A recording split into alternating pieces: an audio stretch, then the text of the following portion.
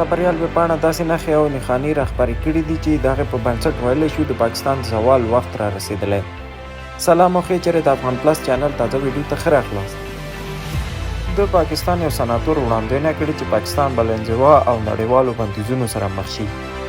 مصطفی نواز په خپلو تازه څرګندونو کې د پاکستان پر سیاست انتقاد کړی او زیاته کړې یې ده چې که پاکستان د ترهګرو له ملاتړ لاس وانخلي او ادامه ورکړي نو ښایي د نړیوالو غبرګونونو او بندیزونو او انزوا سره مخ شي.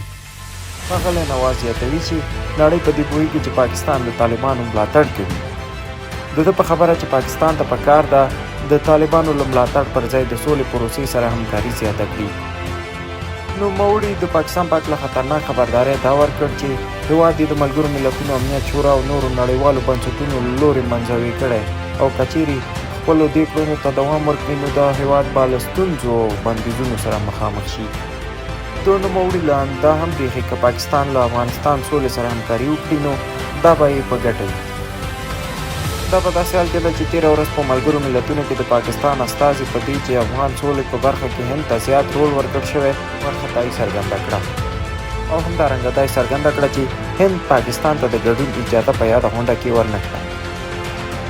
آیا د پاکستان انزوا به حتمي وي او که نه؟ په دې هکله تاسو د افغان پلس چینل مینوال خپل نظر راسره په کمنټ کې شریک کړئ. تر بیا ښې چارې.